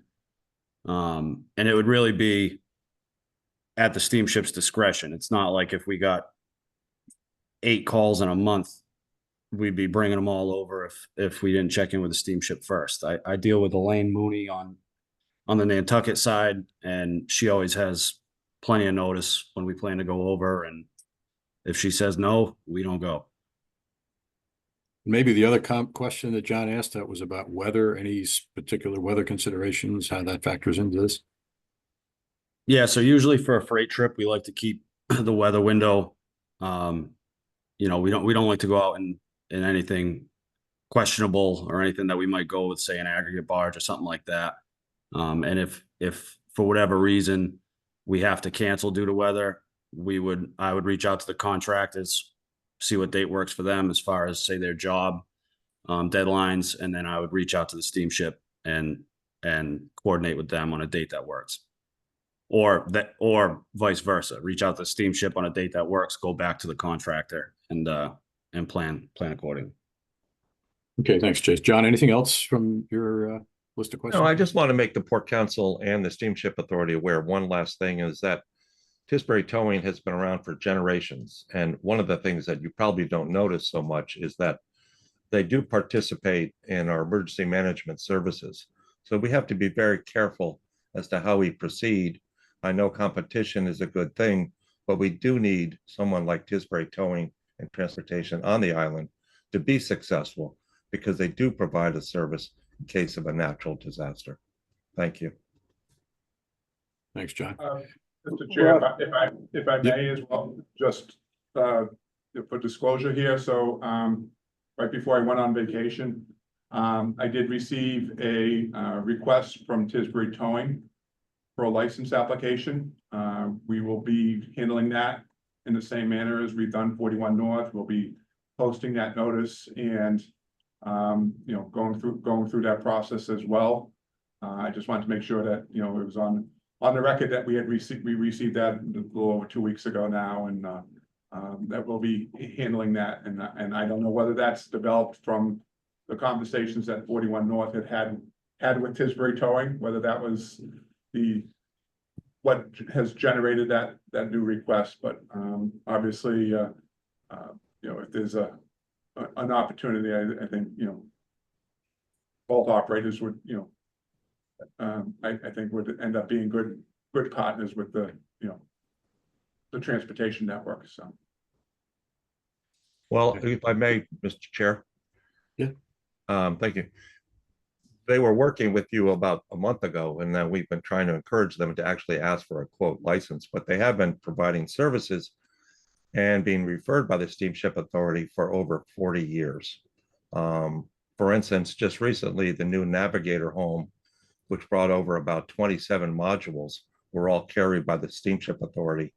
I mean, referring them to Tisbury Towing and Transportation. So this is something that was initiated by this request by 41 North to make sure that everyone understood that Tisbury Towing is on the same level field and has been for generations.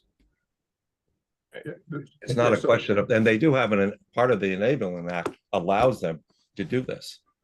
So it's not like this is something new they're stepping up to. Let's just be clear. Gordon, it looked like you were going to comment. Sure. Just as the proud home port of both Tisbury Towing and 41 North. This is a interesting conversation for us. Tisbury, John, to your point, has been very busy this season, moving things through New Bedford out to the vineyard. And certainly hope they will continue to be, right? This is not binary, certainly as far as the Port of New Bedford is concerned. But I'm fully in favor of the 41 North proposal. They're incredibly squared away operation here and have been, and I think they will deliver it well. John, to your point, and along the lines of what Chase had said, we need to guard against success as much as we need to guard against failure. Like once an on-demand service is well known, right, it might be more than one or two a month, right? So that's why 41 North needs to stay in contact with the Steamship Authority about that demand. And I think perhaps when we meet as a port council, we just get updates from the Steamship Authority on what that demand is. Is it staying in that 1 to 2 month range, or is it ticking up to the point where we need to hear from Vineyard Haven and others on what the effect is? We will have that experience, right? After a period of time, we'll know, this is right. Esmond Burke, example is the school in which humankind learns, and there is no other, right? So we'll see what that looks like. But just demonstrating how, frankly, quickly 41 North said, okay, we'll just do the morning. If the afternoon is the concern, we'll do the morning. I think that is pretty representative of the folks that we're going to be working with and the accommodation that they're willing to make to provide that service. Every little bit helps, and let's see where it goes. So I'm fully supportive of it, but very sensitive, John, to your point about what happens if we win, right? Like if this gets, if the numbers tick up a lot, and I think it's worth both the Steamship Authority and the Port Council monitoring that. So just the observations from the home port on this side. Thank you, Gordon. Thanks, Gordon. Joe, did you have something additional you wanted to say? Yeah, I just want to know, have they received a lot of information about shipping from New Bedford to the vineyard? Ooh, Has there 41 been a lot of inquiries? I believe it was presented to us is that they've gotten sporadic inquiries about service. The difference here is that they're looking at a license in which it'd be vehicles that would traditionally be taken on board our vessel, as opposed to what Tisbury Towing does right now is they take bulk aggregate and modular homes, things like that don't fit over our transfer bridges. So again, I think it was just that they found that there was a niche on the Nantucket run, and I think they wanted to be able to be in a position to be able to if there's a similar need on the vineyard route, to be able to do that. Economically, would that be affecting us? I'm sorry, I missed the beginning part of that. Economically, would they be taking business away from us? Well, seeing that we're the sole provider, yes, but the license formula that we have now, it's based on the average truck revenue space, and then there's also a docking fee. So they'll mitigate some of those some of those lost revenues.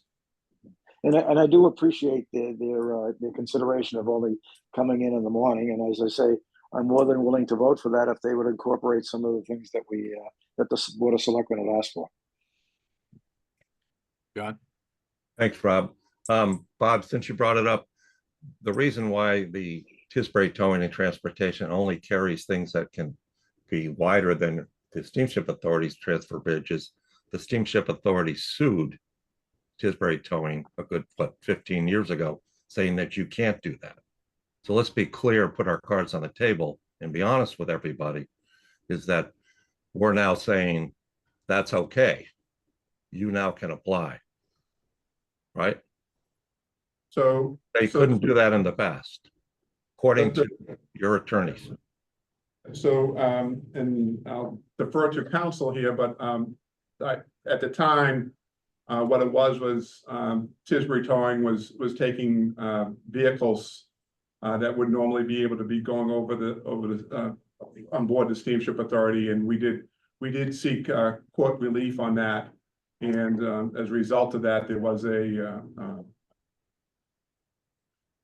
order that was made that you know that they are permitted to be able to bring over the bulk materials, things like that, that wouldn't normally fit on our vehicles, on our vessels, but if they were to be transporting, in vehicles that are incidental to that transfer. So for instance, if they're bringing over a load of aggregate, or they're bringing over modular homes, and the tractors that are needed to pull those modular homes, those can be on board their barges, but otherwise, any other activities would, they'd have to get a license from us, so. I don't know if I clearly understood what you said, but is the 41 North going to be not carrying any vehicles? No, they would be, their license, the license request that they're looking for is to be able to carry vehicles. Right. It's not. That's my point. Not to be bringing bulk aggregate, so. Right. All right, well, thank you. Eric, I see you've got your hand raised. Yeah, I'm kind of a little concerned about the advocacy for Tisbury Towing. They have the opportunity to file for a license or apply for a license just as anyone else does. And it really kind of concerns me that there's maybe some trying to find the right words here without offending anybody, but I think we just really need to look at the merit of the application and how the application augments service, and kind of like you guys were pretty excited about the opportunity that we voted on the schedule that really supported what you need for the vineyard. I think this is an opportunity to start to test the waters to alleviate some of that congestion for Woods Hole as well. I think the license on its merit, regardless of what we are talking about, Tisbury Towing, etc. That's, to me, that's irrelevant. I know it's relevant to the needs of the vineyard and how Tisbury Towing supports you, but really this is a way to start to define some of the greater problems or alleviate some of the greater problems.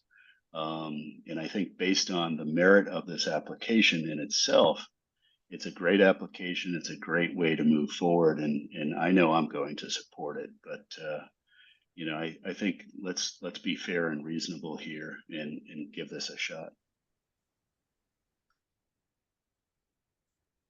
Thanks, Eric. Any other comments from the board council? Doug Brown has his hand up as well. I don't know if you wanted to give him another opportunity. Yep. Chase does too. Let's go with Chase to close his input. I just wanted to go back to something Joe mentioned earlier. He was asking the demand that we've gotten from the vineyard. Over the course of us having this license in Nantucket, we've actually gotten more phone calls in regards to the vineyard. Now, whether or not those would have materialized if we had the license, it kind of is irrelevant because we don't as of right now, but it is definitely something that there is a demand for. And I just wanted to put that in there to, to answer that question. Thank you. Thanks, Chase. Okay, can we bring in Doug Brown? Hi, guys. Thank you again. So I just want to speak in favor of this, and I'm glad to hear a lot of other folks speaking in favor of it.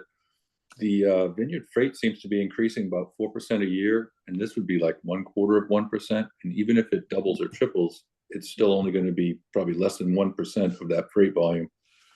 I understand Mr. Packard does not transport trucks, so it's not really a competition to him. Maybe it's some potential competition in the future, but right now, I mean, it's not directly in competition. So that's something you guys could manage, I think, going forward. I'm really hopeful that you're going to approve this today, and thanks for your positive comments. Thank you. Bye. Thank you, Doug.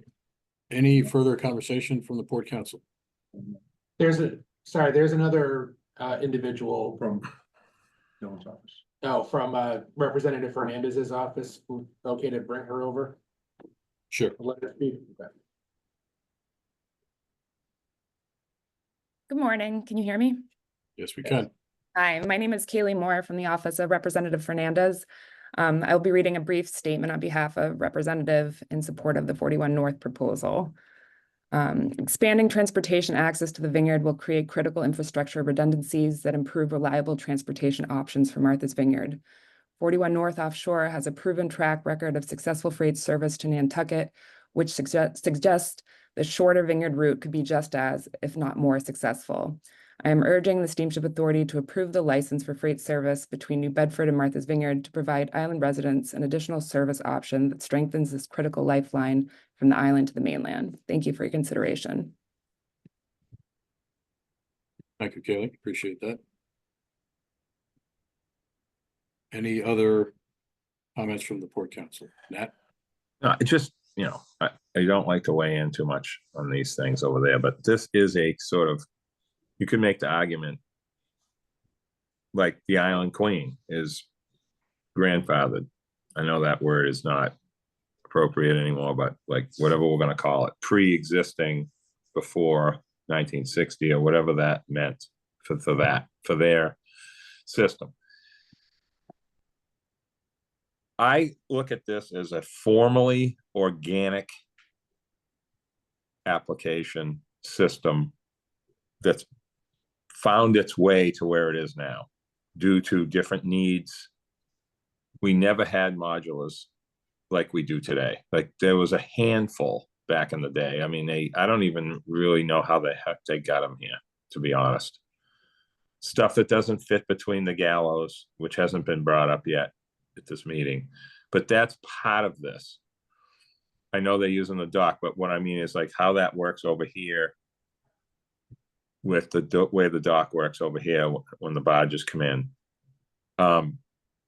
It really, I just see this as a formalized relationship that's really not going to make any big impact on anything. I mean, it's just special stuff that comes up by itself. It's an organic system. It's not a schedule. It's not a system of, okay, they're coming in every day at a certain time. That's not going to happen. So, I surely don't know what else to say about it. I understand the situation with current business over there. We have that in the past too. But I think formalizing a relationship with them, it will work out by itself. So, thank you. Thanks, Nat. Okay, I think let's bring the discussion to a close. I think we are ready for a vote. I believe the points that Joe made about 24 hours notice, Steamship Authority property, I think those are a part of this plan, but I want to be sure that they are incorporated into what we would be voting on. Bob, can you vote for both ports? Yep. Can you speak to that? Right. We received right now for the Nantucket service, we receive a notice that they're looking for an opportunity to come over. That would continue with this. At that, the terminal manager then would notify the respective community. Again, during the period where the Oak Bluffs terminal is open, that would be the first choice. But at other times, whether it's weather dependent or not, that there may be some Tisbury, and we'd make the same notifications to Tisbury as we would to Oak Bluffs. So. And Steamship Authority property owned, correct? Right. We're talking, I think there's a maximum of 5 tractor trailers that fit on the barges. So it would be on our property. And this would end in end of 25 as far as a trial? The request that they have is to have it coincide with the 2026. I didn't know whether, again, I just brought up at the beginning that initially, their initial license for Nantucket was a truck, on a trial basis that ended up getting extended. and I didn't know whether, with the concerns that had been voiced previously at Port Council meetings regarding this, whether that was something that would also help to eliminate any concerns. I think 41 North's preference is just to have a license that coincides with the other license, so that way they're all together. But again, regardless of that, I think there's obviously an opportunity to review their activity, and if there's any concerns, we'd be able to work with 41 North on addressing those concerns on an ongoing basis. They've been very receptive in the past. Rob, if I may, is that offer still just one trip into Vineyard Haven as opposed to 2 trips? The request is just for the one trip, so it'd just be the one. Right. Just that all those conditions need to be in the vote. So what is this Port Council's thought on the 2025 versus 2026? The license reads 2026. We have an opportunity to suggest something shorter than that as a trial, or if we're comfortable with 2026, subject to, a review or whatever, that's a possibility also. Eric? I think keeping it to 2026 is the way to go, because you can always rescind or revise, right? So I think, they've filed their application. We've kind of made them jump through all kinds of hurdles just in the last 2 months that I've been on board. Why kind of change the rules? I think this isn't, for me, a real stressful or a straining situation. I think it's early morning.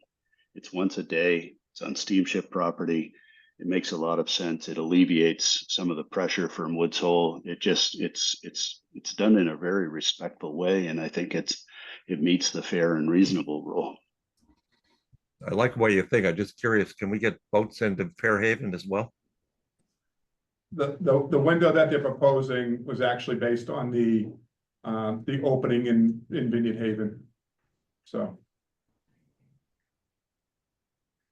Okay, so is there a motion? Yeah, if I may though, before we even make the motion, could we review this probably in January, so we see how it went for this particular part of the season? I know Oak Bluffs is only open till the middle of October, and then Tisbury would be getting it from October till Christmas. And maybe have a review sometimes in January. Yeah, well, that'd be at the pleasure of the Port Council if they choose to get an update as to what the activities are that obviously can be accommodated. Yeah. What's the language in the Thank you. license with respect to review and change or anything like that? Just at a high level. In other words, how much latitude do we have? I'll take it up, Rob. So typically what happens is, and so for example, a lot of our current licensees are due for renewal on the passenger side of things at the end of this year. So 90 days before that, typically, probably after Labor Day, I'll be sending letters to them to talk about renewals and finding out, what's worked, what hasn't worked. Typically, those have been well-oiled machines with the folks that we've licensed for passenger service. Same language is in the freight contract with 41 North on the Nantucket route. And again, earlier, we extended that contract, or that lease, I should say, through the end of December 2026 with 41 North. So I would anticipate that there would be a window there of some 3 months before the expiration of the lease to get them in, have a conversation. We typically do that with Murray up next door here and other folks that we operate with. And yeah, I guess the gist of my question is, to Joe's point about wanting to revisit this in January, is there any mechanism in the license to allow that to happen? Because I think, to Eric's point, we're trying to keep this as simple as possible without adding a lot of additional criteria. And so to the extent the license already covers these things, we're good to go. There's no requirement in there to bring it back to the board or Port Council. But typically we bring it to the board and Port Council when we want to extend or renew a license or have a new one. So again, that would all that's gonna occur sometime probably in November for the current licenses. That will happen in November for the ones that are gonna expire at the end of this year, so. There's nothing, to answer your question directly, there's no provision in there to have a review period with the board and port council, no. Do we have a right to terminate? Yes. They have to, there's certain criteria for lack of payment, that type of thing. Not cooperating with the terminal people, that type of thing is always terminable. And we can rescind, as Eric mentioned, we can always rescind or revoke the license in those situations. But only in those situations. Right, this is, I don't have the list in front of me and I can pull it up. But Right, yes, yeah. All right, so it seems to me then that there are some criteria that we want to be sure are there that aren't necessarily addressed in the license. So maybe for the sake of being rigorous, we want to make sure that they're covered. So can I suggest that whoever is going to make a motion include the items that we've discussed, which is the 24 hours notice, the steamship authority property only, and the opportunity to revisit the license, on say 3 months notice or 2 months notice or some period like that. That's, that could be any time between now and the end of 2026. Like Just on that point, Rob, just on that point, the way this would work is if ultimately the board approves this, I would draft an amendment to the current license with 41 North. And in there, I can list out whatever conditions that are approved by the board. Okay, that sounds good. So I think, Eric, you were going to make a motion. I'd like to make that motion. That motion, I think, is to approve the license through 2026, subject to the criteria that we've discussed, 24 hours notice, operations on steamship authority property only, and the ability to revisit the license on 3 months notice. 3 months notice, perfect, yeah. That's fair and reasonable. Do I hear a second? Okay. We'll take a roll call vote. Nat? Excuse me, Aye. before we do that, and I want to make sure they include, there's only going to be one trip a day in the morning. I have that one, Joe. Yeah. Okay, thank you. Sounds good. Thanks, Joe. If we could Okay. revise that motion. So revise the motion to include the 1 trip a day. Yes. Okay, Nat, Aye. John, Cahill, aye. Gordon, All right, Joe, Aye. Eric, Fairhaven, aye.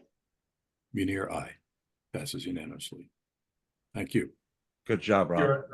Thank you, everyone. Good job. Thank you, Robbie. Thank you for your time. Thanks, Chase. So we have the business summary and it is 2 hours in, so maybe we can have a expedited business summary. Notes version. The executive summary version of the business summary. I'll expedite the expedited version. Yeah. Okay, so real quick on slide 1. Mark, remember, you used to be the main event, and suddenly now you come on at the after 2 hours. I think next month will be the main event as well, with the budget, but, Okay. real quick, passengers carried in June, both routes combined were up 4.8% or just over 15,000 passengers. Year to date, we're up 1.6%. Passengers vehicles on slide 2, for the month of June, we're up 1.8% or 1,000 vehicles. Year to date, we're still down 3.5%, and that's primarily the standard fare vehicles. Freight vehicles for the month were relatively flat, up 1.1% for both routes combined. And then cars parked and matching the passengers up just over about 6.5% and just under 1,300 passengers. Cars, excuse me. Trip summary for the month, we had a total of 0 trips canceled for mechanical, none for weather, 138 for crewing, for year to date for both routes combined. Financial snapshot, we had revenue of $16.5 million, which is up about just over $500,000. We had operating expenses were up $139,000 at $11.2 million. But of note, this month, we had our capital grants of just under $4.9 million realized, and that's for the work with the CCRTA through the FTA on the Barnstable and Aquina. Next slide, revenues, every category is up for the month, and keep in mind, June had 10 weekend days for this year compared to last year, and verse 8, and we'll see a whipsaw effect in July where it's just gonna be the opposite. So we should expect revenues to be down a little bit in July. Operating expenses, the big category there, seeing maintenance down $424,000, and that's just timing mostly on the realization of expenses on the MV Nantucket of about $350,000. So year to date, we're about $1.7 million below budget on operating expenses. First 3 weeks of July, passengers are up 3,500 passengers, 1.3%. And for the first 3 weeks of July, for total vehicle traffic for both roads combined, we're down 4.3%, or just under 2,300 vehicles. I'll take any questions on the abbreviated version, and hopefully I didn't abbreviate it too much. Thanks for that, Mark. Obviously, we had it in our packet. Anybody have any questions from the packet that Mark didn't cover or you'd like more detail on? Anything sort of big picture? Could your statistics predict the stock market going down? No, one thing, we are hedged for all of next year in the fuel oil, a little bit lower than where we were for this year's budget, so that's positive news. And one thing we're keeping an eye on is the Nantucket vehicles for July and August because of the change in schedule. See how that impacts the financial statements. Any other questions or comments? Nat? No, what Mark just said, that was a question. He answered without me asking it. So it's good. Thanks. Any old or new business? Kit, I'm sorry. Go ahead, Joe. I had a couple of things, but I'll just be quick about this. I know we had a problem with our island home, and quite a few cars were left behind here on the vineyard, and the people had no place to go. I wonder if there's going to be any contingency plan to work something out over here that they maybe could have called the emergency services people at the county and maybe opened up one of the schools so these people had a place to go. I know I spoke to Mark Higgins about that, and that's something I can discuss with him later. Yeah, Joe, we can talk about that. We'll look at some kind of mitigation.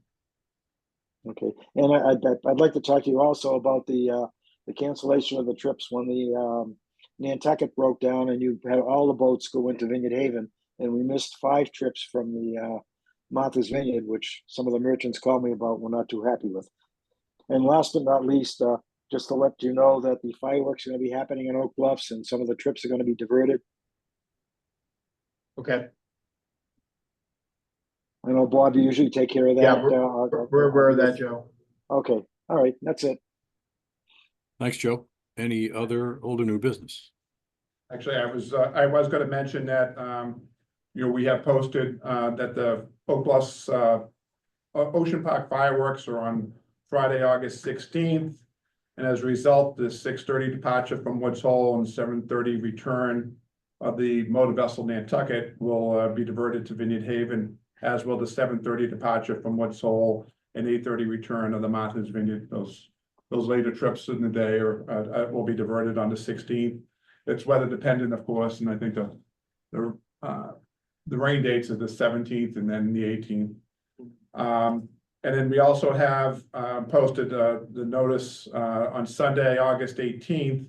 The Falmouth Road Race will be held again. So there's road closures going into Woods Hole. It's completely closed from 8 a.m. until 10 a.m. So we'll be sending out notices to the vehicles that are scheduled on those vessels on those trips ahead of time to advise them of the impacts on those road closures. So. Okay, thank you much. Public comment.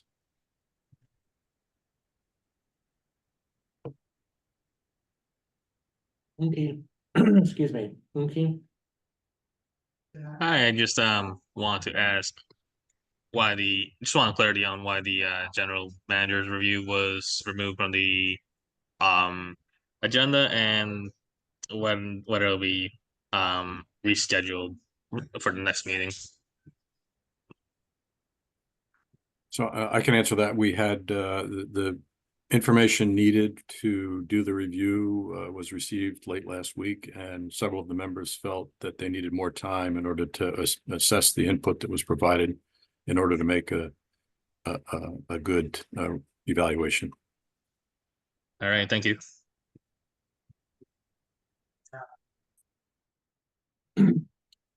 That's all I see, Rob. Okay. Well, I think today's meeting was a really good example of the value and the purpose of the Port Council.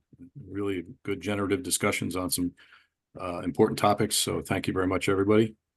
And I'm Thank you, Rob. Open to entertain a motion to adjourn. So moved. Second. Okay, roll call. John? Cahill, aye. Gordon? Aye. Eric? Raven, I, and thank you all. Joe? Thank you. Joe? Aye. Nat? Aye. Menear? Aye. Thanks, and see you all next month, if not sooner. Thank Thank you. you all. Thank you. Thank you. You want the first 10 minutes, so. All right.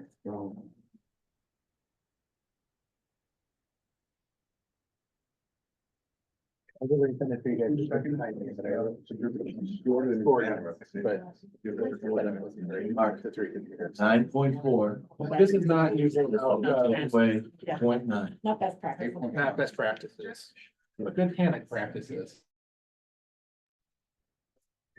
All right, you can take your computer back. Just need to get back there.